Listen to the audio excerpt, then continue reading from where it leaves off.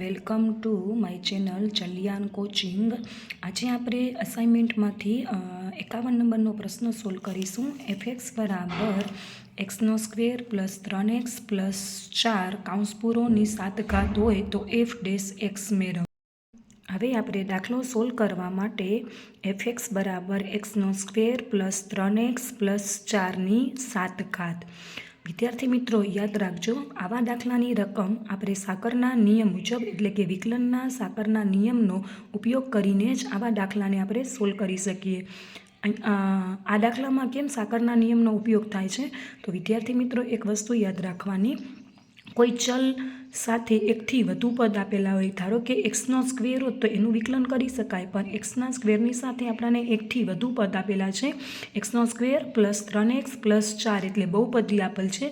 જ્યારે બહુપદી આપેલ હોય અને એની ઉપર ઘાતાંક આપેલ હોય, અપૂર્ણાંકમાં હોય કે કોઈ મોટી ઘાતાંક હોય, ત્યારે આપણે સાકરના નિયમનો ઉપયોગ કરીશું। તો સૌપ્રથમ fx બરાબર એક્સનો સ્ક્વેર પ્લસ 3x પ્લસ 4માં જે પદ આપેલું છે ને કે એક્સનો સ્ક્વેર પ્લસ 3x પ્લસ 4 બરાબર આપણે યુ ધારી લેવાના। હવે જે આપણે આ ધાર્યા છે યુ, એ યુનું આપણે વિકલન કરીશું તો એને આપણે કહીશું ડીયુ છેદમાં ડીએક્સ। એક્સનો સ્ક્વેર પ્લસ 3x પ્લસ 4નું વિકલન કરીએ એટલે વિકલન સ્વરૂપે લખી નાખ્યું।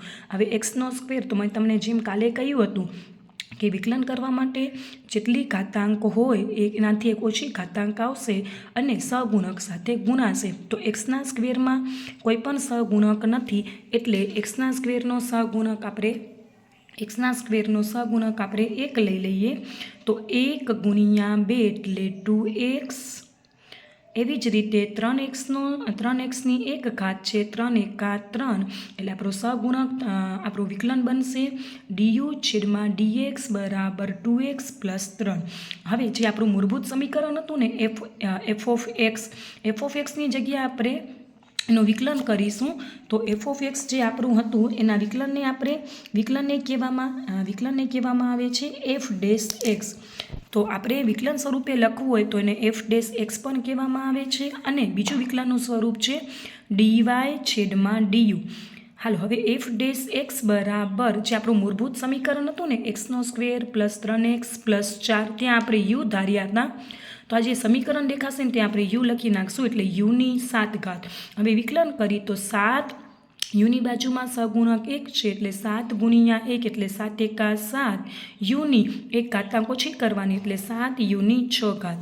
હવે સાકરના નિયમ મુજબ, સાકરનો નિયમ એક્ઝામમાં ઘણી વખત પૂછાય છે, તો ડીવાય ભાગ્યા ડીએક્સ બરાબર ડીવાય ભાગ્યા ડીયુ ગુણ્યા ડીયુ ભાગ્યા ડીએક્સ। જોશો તમે તો ડીયુ ઉડી જશે એટલે સાકરનો નિયમ બની જશે ડીવાય છેદમાં ડીએક્સ।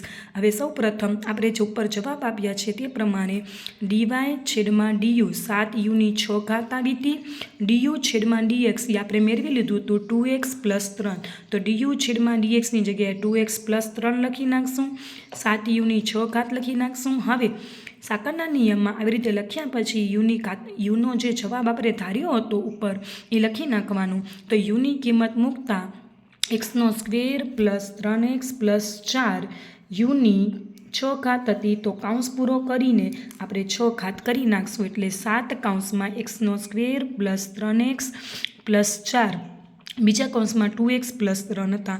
આવી રીતે સાકરનો નિયમ સોલ્વ કરી શકાય। આવા દાખલા વિભાગ ડીમાં 4 ગુણમાં પૂછાય છે અને આ પ્રકરણ તમને કોલેજમાં પણ બહુ જ કામ આવશે। પ્રશ્નો હોય તો તમે મને જરૂરથી પૂછી શકો છો અને આવી જ રીતે સ્ટેટિસ્ટિકના આંકડા અને લાઈક કરી દેજો અને કાંઈ પણ તમને નવા દાખલા શીખવા હોય તો મને કમેન્ટ બોક્સમાં જરૂરથી જણાવજો। Thank you.